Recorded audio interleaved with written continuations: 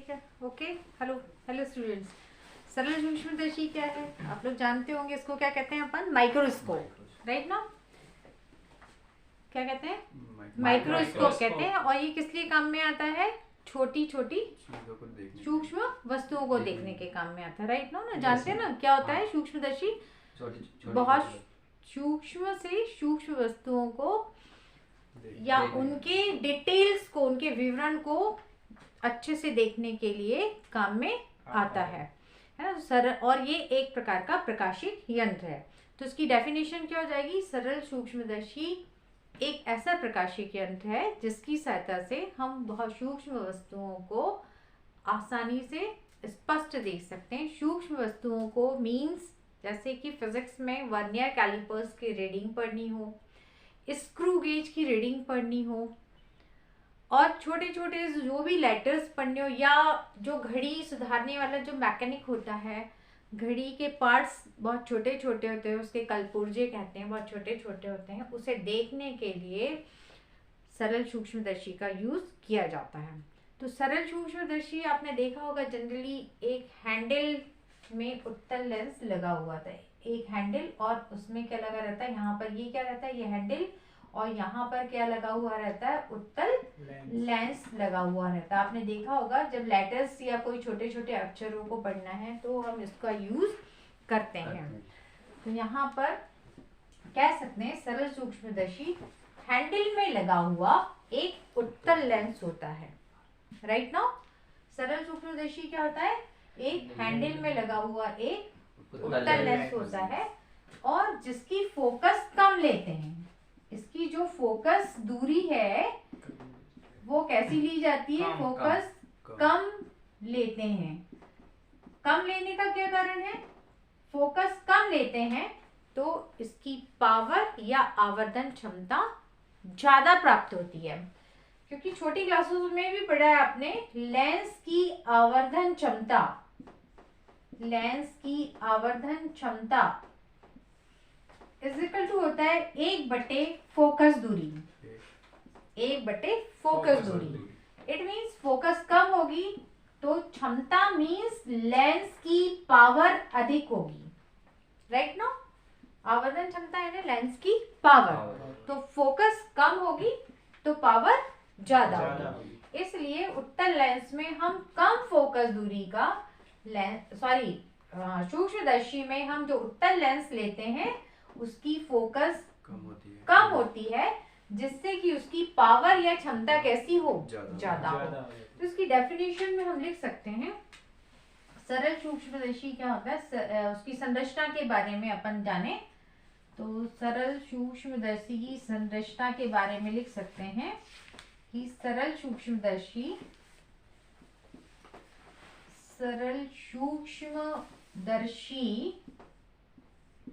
Handle में लगा हुआ एक उत्तल लेंस होता है। हैंडल में लगा हुआ, ठीक है, हैंडल में लगा हुआ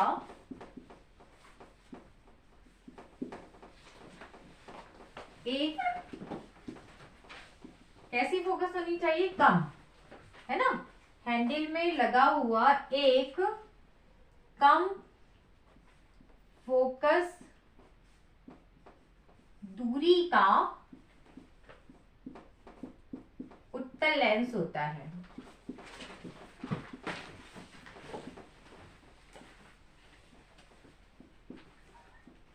ठीक है, कम फोकस दूरी क्यों लेते हैं, राइट ना? कम फोकस दूरी क्यों लेते हैं विशाल? कम फोकस दूरी क्यों लेते हैं? उत्तल लेंस का आवर्धन हाँ, आवर्धन, जिससे कि उसकी आवर्धन क्षमता यानी कि पावर ज्यादा हो।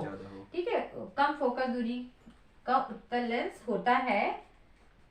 कम फोकस दूरी लेकर, कम फोकस दूरी का उत्तल लेंस लेने से,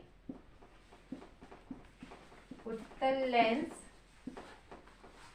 लेने से आवर्धन क्षमता ज्यादा प्राप्त होती है। आवर्धन क्षमता, आवर्धन क्षमता को बोलते हैं इंग्लिश में मैग्नीफाइंग पावर। आवर्धन क्षमता मीन्स मैग्नीफाइंग पावर, बड़ा करने की पावर, है ना, वस्तु के प्रतिबिंब को बड़ा करने की पावर। तो कम फोकस दूरी का उत्तल लेंस लेने से आवर्धन क्षमता ज्यादा प्राप्त होती है। आवर्धन क्षमता ज्यादा प्राप्त होती है, राइट। क्योंकि छोटी क्लासों में हम लोग पढ़ चुके हैं पावर, लेंस की पावर, है ना, क्योंकि लेंस की पावर का सूत्र आप लोग या ऑब्जेक्टिव के हिसाब से याद रखें, लेंस की क्षमता मीन्स इंग्लिश में हम इसको क्या कहते हैं, power is equal to 1/f, है ना, पावर का संकेत P is equal to 1/f, right. और इसका मात्रक क्या होता है, ये अलग से एक आपका नोट हो गया, ये एक नोट्स हो जाएगा आपका, लेंस की क्षमता 1/f, और क्षमता का मात्रक क्या होता है, डायप्टर, ये ऑब्जेक्टिव में आ सकता है। इसका मात्रक क्या होता है, क्षमता का मात्रक क्या होता है, डायप्टर, याद रखें आप, डायप्टर, या इसको ये देखना, इसमें दिख रहा है ना आप लोगों को, या इसको फोकस को काय में नापते हैं, मीटर में, या 1/मीटर भी कह सकते हैं। तो ऑब्जेक्टिव में डायप्टर पूछा जाए या 1/मीटर पूछा जाए तो दोनों ही आंसर राइट है कि लेंस की क्षमता का मात्रक डायप्टर या मीटर होता है। डायप्टर इसको कैपिटल डी इसका संकेत है, ठीक है। तो इसकी संरचना के बारे में आप समझ चुके होंगे कि हैंडल में लगा हुआ कम फोकस दूरी का एक उत्तल लेंस सूक्ष्मदर्शी होता है। कम क्षमता का उत्तल लेंस का मतलब है कि हमको इसकी पावर कैसी मिलेगी, ज्यादा प्राप्त होगी। तो ये तो बात होगी संरचना की, जो कि आपने देखा हुआ है, राइट नाउ। अब डेफिनेशन क्या है, सरल सूक्ष्मदर्शी क्या है, एक प्रकाशिक यंत्र है। सरल सूक्ष्मदर्शी के बारे में क्या बताएंगे कि सरल सूक्ष्मदर्शी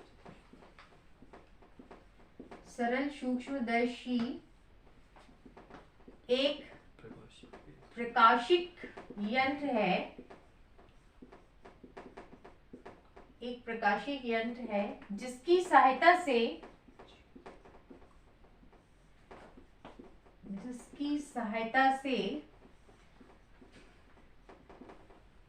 सूक्ष्म वस्तुओं को स्पष्ट और आसानी से देखा जा सकता है, जिसकी सहायता से सूक्ष्म वस्तुओं को आसानी से स्पष्ट देखा जा सकता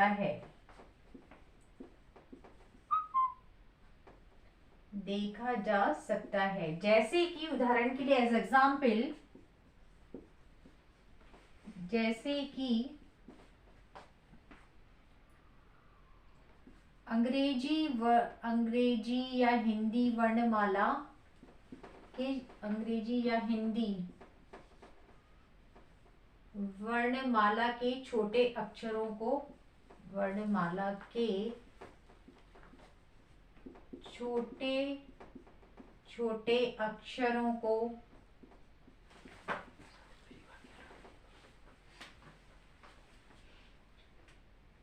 स्पष्ट रूप से पढ़ना, घड़ी के कलपुर्जों को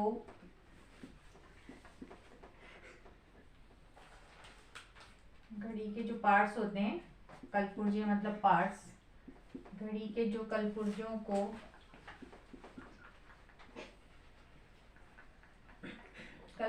घड़ी के कलपुर्जों को स्पष्ट देखने के लिए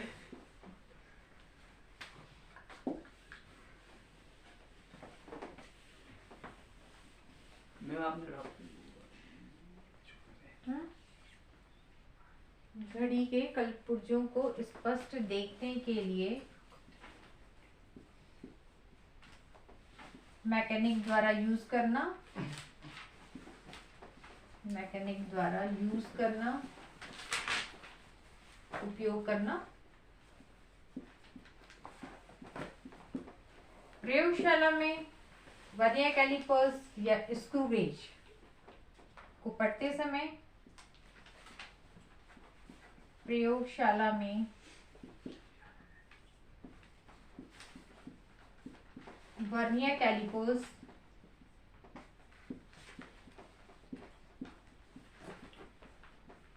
या स्क्रू गेज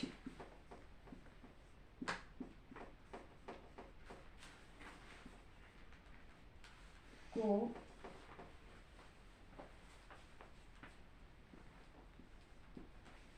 या स्क्रू गेज के पाठ्यांक को पढ़ते समय, रीडिंग लेते समय, मतलब स्क्रू गेज के पाठ्यांक यानी रीडिंग, पाठ्यांक को लेते समय इसका यूज होता है, राइट ना। तो ये हो गया आपका सरल सूक्ष्मदर्शी क्या है और उसके यूजेस क्या हैं। अब हम इसका डिटेल में पढ़ेंगे। सरल सूक्ष्मदर्शी जो है उसका वर्क पढ़ेंगे, फिर उसकी अपन आवर्धन क्षमता पढ़ेंगे और उसका सिद्धांत पढ़ेंगे कि सरल सूक्ष्मदर्शी का सिद्धांत क्या है, राइट ना। ओके,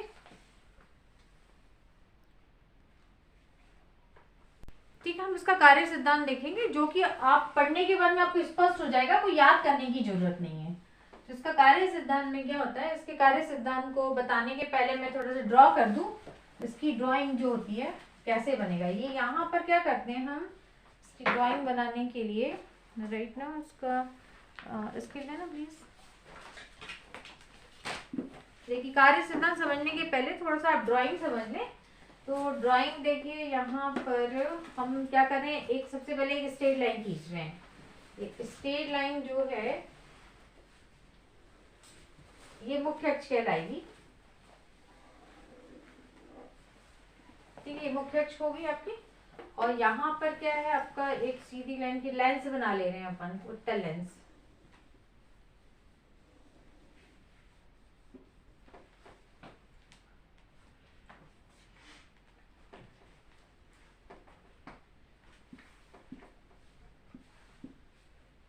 ये बन गया आपका उत्तल लेंस। अब बीच वाला बिंदु क्या कहलाता है, इसका क्या कहते हैं, बीच वाले बिंदु को प्रकाशीय केंद्र। ठीक, यहाँ पर इसकी क्या होगी, प्रथम फोकस। और इतनी ही दूरी पर जस्ट आप ले लीजिए, इतनी दूरी पर जस्ट ले लीजिए द्वितीय फोकस, F2, ये द्वितीय फोकस होगी। अब कार्य सिद्धांत क्या है, यहाँ पर हमको वस्तु को रखना है प्रकाशीय केंद्र और फोकस के बीच। वस्तु को कहाँ रखा हमने, प्रकाशीय केंद्र और फोकस के बीच। ये वस्तु होगी आपकी AB, प्रकाशीय केंद्र और फोकस के बीच में रखा। तो इससे एक किरण क्या होती है, सीधी निकलती है, जो प्रकाशीय केंद्र से सीधे निकल जाती है बिना विचलित हुए। एक किरण सीधी जा रही है प्रकाशीय केंद्र से बिना विचलित हुए, और दूसरी किरण जो है वो मुख्य अक्ष के समांतर जाती है। ये देखिए, मुख्य अक्ष के समांतर जा रही है। अपवर्तन के पश्चात जो समांतर किरणें हैं वो कैसे निकलती हैं, फोकस से पास होती हैं, ठीक है। अब ये किरण जो है आपकी ये फोकस से पास होगी।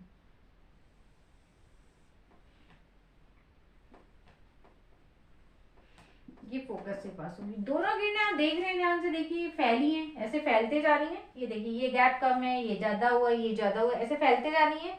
तो ये जब फैल रही है तो कहीं मिलेंगी नहीं, डेफिनेटली ये पीछे बढ़ाने पर मिलेंगी, ठीक है ना। हम इसको क्या करते हैं, पीछे बढ़ाते हैं, तो पीछे एक बिंदु पर ये आपस में मिलती हैं। जिस बिंदु पर मिलती हैं वहां पर बनता है आभासी प्रतिबिंब, राइट ना। उसको नाम दिया हमने A' B'।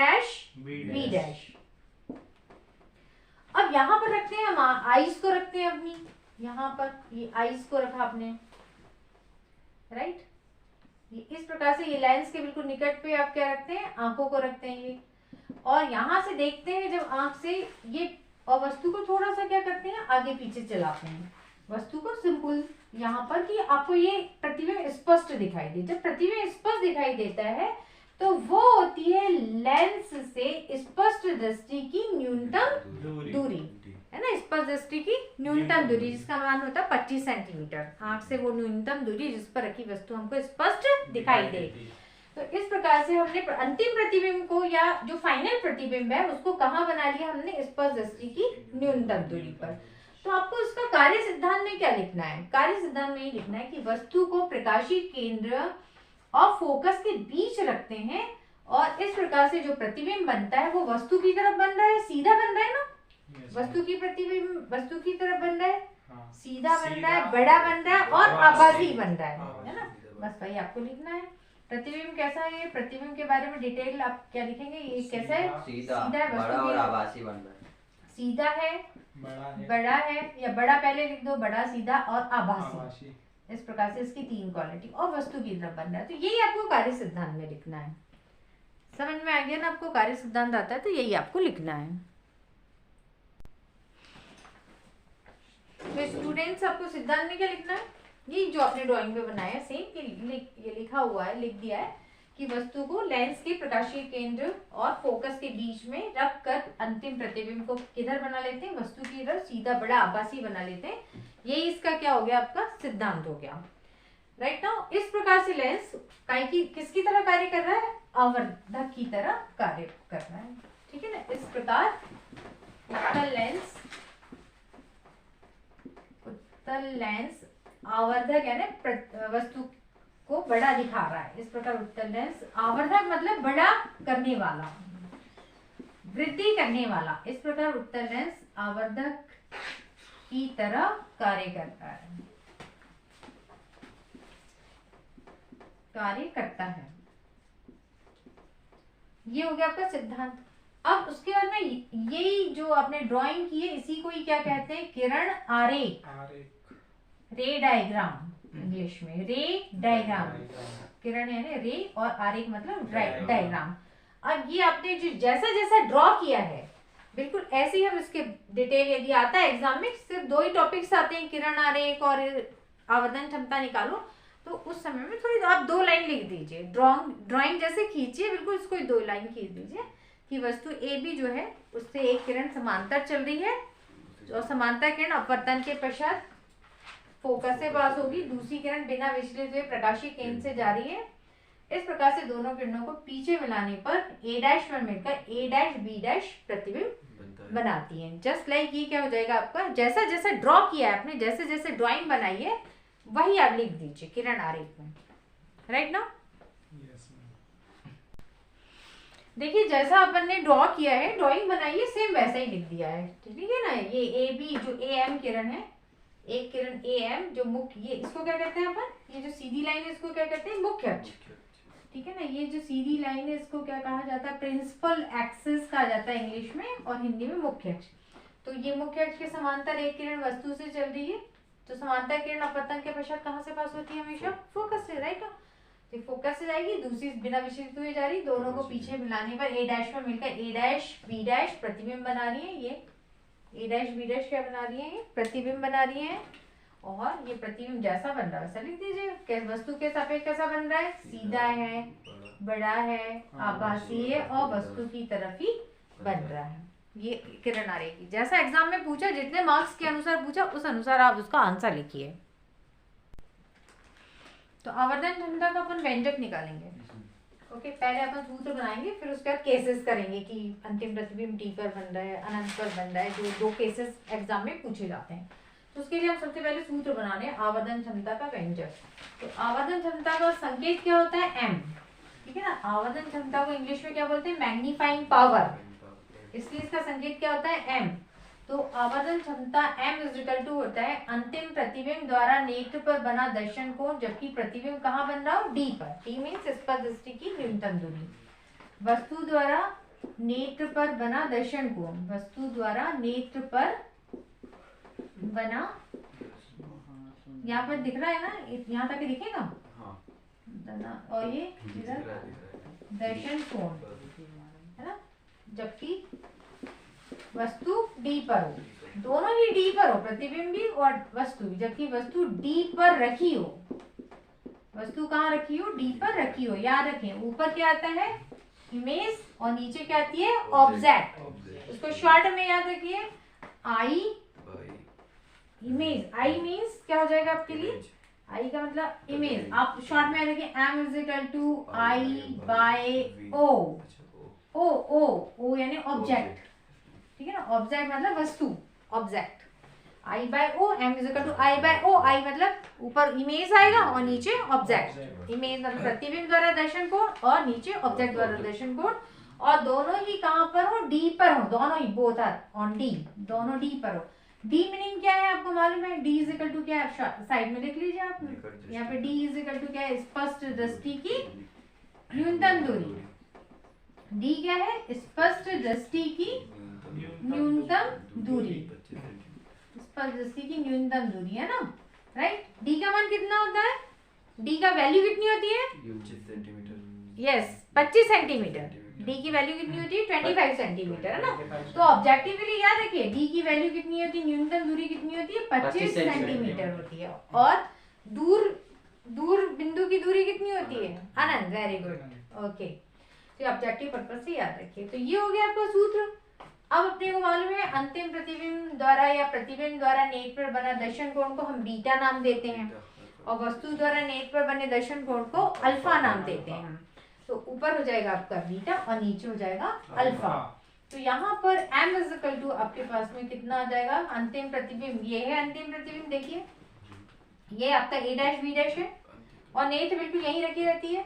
तो लेंस में जो कोण बना होता है उसको ही नेत्र पर बना कोण मानते हैं, ठीक है। तो यहाँ पर देखिए ये कितना कोण बना रहा है, यहाँ पर ध्यान दीजिए, ये कितना कोण बन रहा है आपका बीटा, तो ये हो जाएगा बीटा का केस। अब इस वस्तु को उठाकर कहाँ, कल्पना करिए कहाँ रखी है, डी पर, ये वस्तु पूरी उठाकर डी पर रखी है, उस समय में जो कोण बनाएगी वो क्या हो जाएगा, अल्फा हो जाएगा। तो हम लोग इसको निकालेंगे, राइट।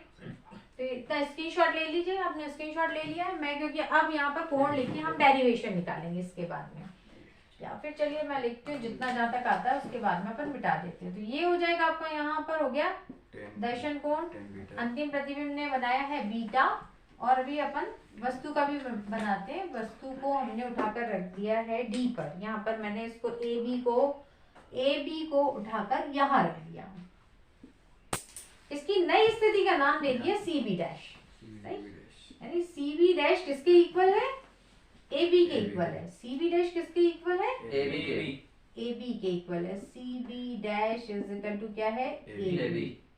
तो इसने जो कोण बनाया, वस्तु ने यहाँ पर जो कोण बनाया है इसको रखा है, तो ये कल्पना है, ओनली इमेजिन है, ये कितना बन रहा है, अल्फा।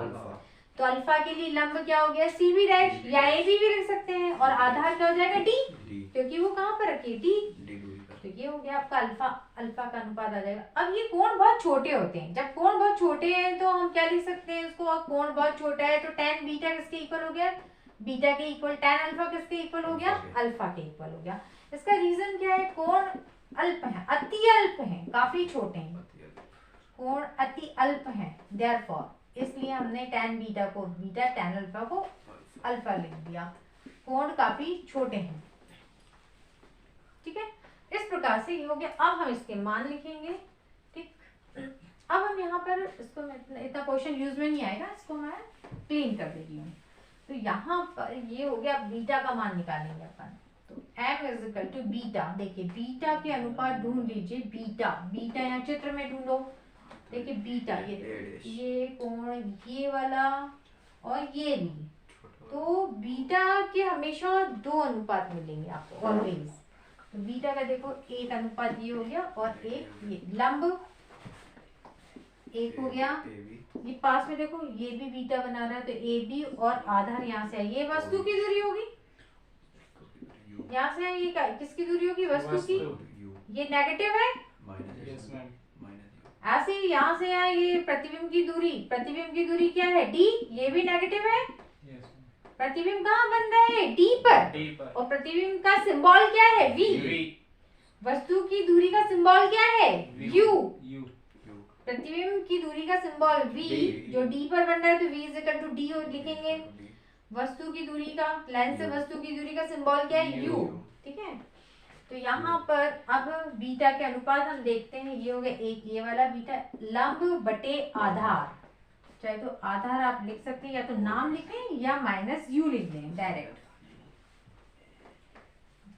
माइनस यू भी लिख सकते हैं अपन, दूरी कितनी है माइनस यू। या एक और अनुपात जो दिख रहा है हमको ए डैश बी डैश, ए डैश बी डैश, और ये वाली दूरी कितनी है आपकी ओ बी डैश, जो कि डी के बराबर है, ओ बी डैश। इसको भी हम नाम लिख देते हैं, बाद में अपन मान रखेंगे, वस्तु की दूरी है ना, आधार को मैं नाम लिख दे रही ओ बी। ठीक इसी प्रकार से हम अल्फा भी देख लेंगे। अल्फा मतलब वस्तु, वस्तु को डी पर रखा है, सी बी डैश यानी कि वस्तु चाहिए भाई, वस्तु की नई स्थिति का नाम है सी बी डैश, लेकिन लंबाई दोनों की कैसी है सेम, और आधार कितना है माइनस डी मतलब ओ बी डैश। वस्तु कहाँ पर रखी है डी पर, वस्तु डी पर यानी ओ बी डैश, प्रतिबिंब भी डी पर है ओ बी डैश, लेकिन प्रतिबिंब के दो अनुपात बन रहे हैं, मतलब जो कोण है वो दो है। तो इस प्रकार से यहाँ पर सबसे पहले हम लिखते हैं अल्फा को, अल्फा की वैल्यू लिखते हैं जो कि एक ही है। तो सी बी डैश की जगह हम डायरेक्ट क्या लिख दिया हमने ए बी, वस्तु दो बार लिखने की बजाय एक ही बार लिख दिया, और क्या हो गया ये ओ बी डैश। अब यहाँ पर अपने को मालूम है, अपने को ओ बी डैश क्लियर है, आधार की दूरियां क्लियर है, तो इसलिए हम बीटा वो सिलेक्ट करेंगे जो दूरी हमको कंफर्म हो। तो बीटा में देखिए कौन सी दूरी हमको कंफर्म है वो हम सेलेक्ट करते हैं, यहाँ पर जो कि लंब, यहाँ पर लंब लंब कट जाए, ये वाला हम लोग सेलेक्ट करते हैं, ए बी बाय में ओ बी। तो ए बी क्या हो गया आपस में कैंसिल हो गया, तो इस प्रकार से ओ बी डैश ऊपर चला गया और अपॉन में आ गया ओ बी। तो m is equal to O B dash, O B dash क्या है माइनस डी, ओ बी क्या है आपका वस्तु की दूरी माइनस यू, और माइनस माइनस क्या हो जाएंगे कैंसिल, और फाइनल आंसर कितना आ गया d बाय यू या d इंटू 1 बाय यू। इसी प्रकार से आप याद रखिए d इंटू 1 बाय यू याद रखना है, क्योंकि बाद में आप 1 बाय यू का मान रखेंगे। ठीक है ना, इसका स्क्रीनशॉट ले लीजिए, फिर अपन केस डिस्कशन करते हैं। तो अपन लोग जो है दो केसेस हैं उनमें आवर्धन क्षमता निकालेंगे। जैसा कि एग्जाम में पूछा जाता है कि सूक्ष्मदर्शी की आवर्धन क्षमता निकालिए, जबकि अंतिम प्रतिबिंब कहाँ बनता है, स्पर्श दृष्टि की न्यूनतम दूरी पर बनता है। सेकंड केस में पढ़ेंगे कि प्रतिबिंब कहाँ बनता है, अनंत पर बनता है। तो प्रतिबिंब स्पर्श दृष्टि की न्यूनतम दूरी पर बनता है, तब अपने को मालूम है आवर्धन क्षमता का हम लोग सूत्र निकाल चुके हैं। आवर्धन क्षमता का सूत्र क्या निकाला है, क्या निकाला अपन ने आवर्धन क्षमता का सूत्र, अभी फाइनल क्या निकाला D by you, D by you. तो उसको हम क्या लिखेंगे डी इंटू 1 बाई यू, क्योंकि हम 1 बाई यू का मान निकाल के यहाँ से पुट कर देंगे, और 1 बाई यू का मान हम लेंस सूत्र से निकालेंगे, है ना। तो हम लेंस सूत्र से निकालने जा रहे हैं, तो हम लेंस सूत्र यूज करेंगे, लेंस फॉर्मूला से 1 by f। हाँ बोलो, लेंस सूत्र क्या होता है 1 by f is equal to 1 by f is equal to 1 by b minus 1 by u, right. यहाँ पर v क्या है, v क्या है प्रतिबिंब से लेंस से v क्या है, प्रतिबिंब की दूरी, लेंस से प्रतिबिंब की दूरी। तो प्रतिबिंब कहाँ बन रहा है डी पर, डी पर, ठीक है ना। और आपने चित्र में देखा था ना, इधर बन रहा था विपरीत दिशा में, प्रकाश चलने की विपरीत दिशा में u भी नेगेटिव था और d भी नेगेटिव था। तो यहाँ पे हम v की जगह क्या लिख देंगे माइनस d, और वस्तु भी नेगेटिव दिशा में थी, प्रकाश चलने के विपरीत दिशा में थी, इसलिए क्या लिख देंगे उसकी जगह पे माइनस u, ठीक है ना। और माइनस माइनस यहाँ पे क्या हो जाएगा प्लस, तो ये हो गया 1 by f is equal to 1, हाँ इसको इधर ट्रांसफर कर दीजिए, ये ट्रांसफर हो जाएगा, तो ये क्या हो जाएगा प्लस, इधर आके प्लस 1 बाय डी, और ये माइनस माइनस प्लस हो जाएंगे, तो ये हो जाएगा 1 बाय यू। इसलिए आवर्धन क्षमता हो जाएगी, आवर्धन क्षमता क्या थी d इंटू 1 बाय यू। तो यहाँ पर इसको सॉल्व कर लीजिए, ये हो जाएगा d 1 बाय यू की वैल्यू रख दीजिए 1 by f plus 1 by d. अब d का यहाँ ऊपर इंटू कर दो, तो d का इंटू हो जाएगा, तो क्या हो जाएगा d बाय एफ, यहाँ पे d बाय डी कितना हो जाएगा 1, d का d बाय डी कितना हो जाएगा 1। अब 1 बड़ा है तो इसको हम पहले, कोई भी बड़ी राशि को पहले लिखा जाता है, तो m इज इक्वल टू हमारे पास रिजल्ट हो गया 1 प्लस d बाय एफ, ये फाइनल रिजल्ट हो गया, ठीक है। अब सेकंड केस में क्या रहेगा, सेकंड में क्या हो जाएगा, प्रतिबिंब क्या बन रहा है इधर साइड ही ले ले प्रथम, इस साइड ले लूं, बेटर रहेगा है ना। यहाँ ले लेते हैं केस सेकंड। केस सेकंड में यानी कि दूसरी स्थिति, द्वितीय स्थिति में क्या आ जाएगा? जब प्रतिबिंब अनंत पर हाँ, यहाँ पे यदि प्रतिबिंब अनंत पर बनता हो, यदि प्रतिबिंब अनंत पर हो अनंत पर बनता हो, बनता हो अनंत पर बनता हो। तो प्रतिबिंब अनंत पर कब बनता है? प्रतिबिंब अनंत पर कब बनता है? वस्तु को कहाँ पर होना चाहिए? वस्तु को किस स्थिति पर होना चाहिए? प्रतिबिंब अनंत पर बने तो वस्तु को कहाँ होना चाहिए? यस, फोकस पर होना चाहिए। वस्तु फोकस पर रखी होगी तो प्रतिबिंब, ये ऑब्जेक्टिव पर्पस से याद रखिए, बहुत इंपॉर्टेंट थिंग है। प्रतिबिंब कब अनंत पर बनेगा? प्रतिबिंब जब वस्तु का हो फोकस पर। हाँ, तो इस स्थिति में वस्तु को, प्रतिबिंब को अनंत पर बनाना हो तो वस्तु को फोकस पर रखना होगा। इस स्थिति में वस्तु फोकस पर हो। वस्तु कहाँ पर होती है? फोकस। वस्तु फोकस पर होती है। तो वस्तु की दूरी को क्या बोलते हैं? लेंस से वस्तु की दूरी को क्या बोलते हैं? u। U बराबर तो है। वस्तु को क्या होना चाहिए? f। ये u की वैल्यू क्या हो जाएगी? f। तो आवर्तन क्षमता m इज इक्वल टू, हमारे पास सूत्र है d बाई u। तो यहाँ पे d बाई क्या हो जाएगा? आपका f। ये हो गया सूत्र, ठीक है ना। स्क्रीनशॉट ले लीजिए। और राइट, इस स्थिति में आंख जो होती है वो शांत रिलैक्स्ड पोजीशन में कहलाती है। आपको मालूम है ना, जब हम दूर का कुछ भी वस्तु देखते हैं तो हमारी आंख बहुत आरामदायक स्थिति में होती है, तो उसको बोलते हैं रिलैक्स्ड पोजीशन, ठीक है ना। जब प्रतिबिंब कहाँ पर बनता है? दूर या अनंत पर होता है। तो आंख की स्थिति याद रखिए, ऑब्जेक्टिव के हिसाब से आंख शांत अवस्था में कब कहलाती है? जब प्रतिबिंब कहाँ पर बनता है? अनंत पर बनता है। तो मैं इसका शॉर्ट नोट भी लिख देती हूँ आपको कि इस स्थिति में आंख शांत अवस्था में कहलाती है। रिलैक्स यानी आराम वाला शब्द सुना ना, रिलैक्स कर रहा हूँ, ठीक है ना। अभी मैं रिलैक्स करने के मूड में हूँ, यानी आरामदायक स्थिति जो है उसको कहते हैं। तो जब प्रतिबिंब अनंत पर बनता है तो आंख जो होती है वो शांत अवस्था में होती है। ये नोट याद रखिए आप, जब प्रतिबिंब अनंत पर बनता है तो आँख शांत तब आंख या नेत्र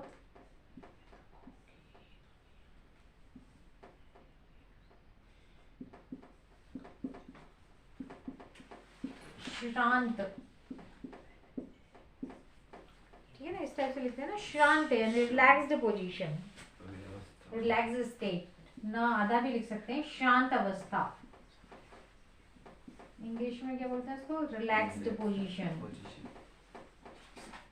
रिलैक्स स्टेट या रिलैक्स पोजीशन शांत अवस्था में होती है।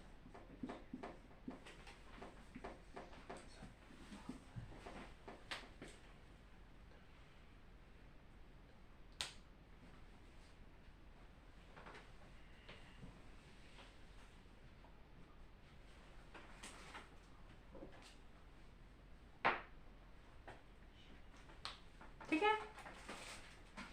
अब यहाँ पर अपन लोग देखेंगे आवर्धन क्षमता को बढ़ाने के क्या क्या कारक हैं रिजल्ट से। ओके, तो आवर्धन क्षमता का सूत्र क्या है आप उससे लिख सकते हैं। आवर्धन क्षमता का सूत्र अभी आपने देखा क्या आया था? m बराबर d, m बराबर से d d1 अपॉन u। ना ना ना ना ना, अभी क्या है? d पर बन रहा है, तब वो वाला रिजल्ट भी देखा जाता है। जब प्रतिबिंब कहाँ पर बन रहा है? d पर। उस रिजल्ट को देखकर आपको बताना है कि आवर्धन क्षमता को बढ़ाने वाले कारक। तो रिजल्ट क्या है? 1 प्लस डी बाई एफ। याद रखिए, जब प्रतिबिंब d पर बनता है तो रिजल्ट क्या है आपका? m is equal to 1 plus d by f. तो आवर्धन क्षमता बढ़ाने के उपाय या कारक, सूक्ष्मदर्शी की आवर्धन क्षमता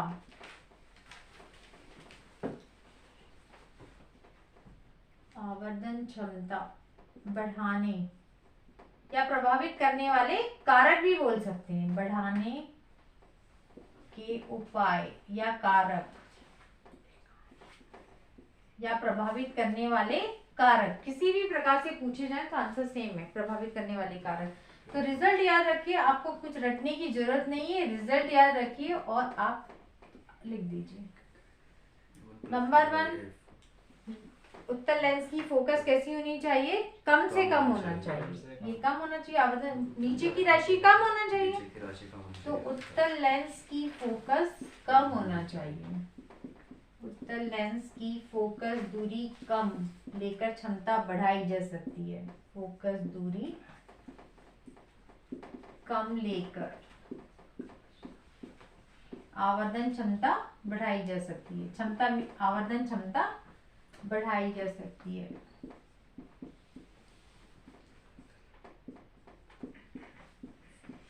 और नेत्र को हमेशा कहाँ रखना है? लेंस के पास रखना है। ये कॉमन है आपका फोकस दूरी कारक को। आँख को लेंस के हमेशा निकट रखना है। आँख को लेंस के समीप रखना है।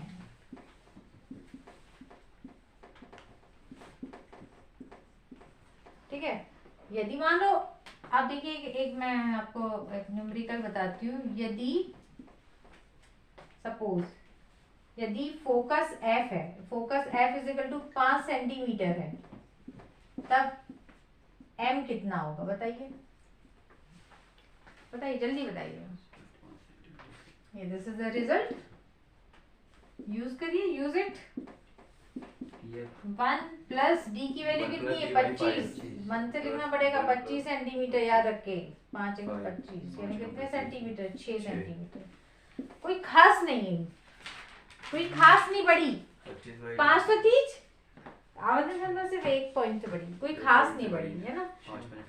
तो इस कारण से इसको मॉडिफाइड किया गया, सूक्ष्मदर्शी को मॉडिफाइड किया गया और एक और सूक्ष्मदर्शी बना जिसको हम पढ़ेंगे आगे, संयुक्त सूक्ष्मदर्शी या यौगिक सूक्ष्मदर्शी। आवर्धन ज्यादा नहीं बढ़ पाई ना, हमने कम फोकस दूरी भी ली, कम फोकस दूरी ली 5 सेंटीमीटर, तो भी आवर्धन कितना बढ़ा? 6 सेंटीमीटर, ज्यादा नहीं बढ़ा। इसलिए यौगिक सूक्ष्मदर्शी या संयुक्त सूक्ष्मदर्शी की संरचना या उसकी आवश्यकता पड़ी है, उसको बनाया गया। ये नोट नंबर 1। यदि मान लो सपोज, यदि आंख को आपने नोट नंबर 2, एक और ऑब्जेक्टिव के हिसाब से नोट 2, क्या फर्क पड़ेगा? यदि आंख को आपने डी पर न रखकर उससे 1 सेंटीमीटर दूर रखा हुआ है, तो आवर्धन क्षमता पर क्या फर्क पड़ेगा? यदि आंख को लेंस के निकट न रखकर 1 सेंटीमीटर दूर रखा है, लेंस के निकट रखना है ना आंख को, कहाँ रखना है? ये लिखा है ना आपने, कैसे रखना है? नेत्र के निकट रखना है। या नीचे लिखूं कि ऊपर समझा दूं? यदि आंख को लेंस के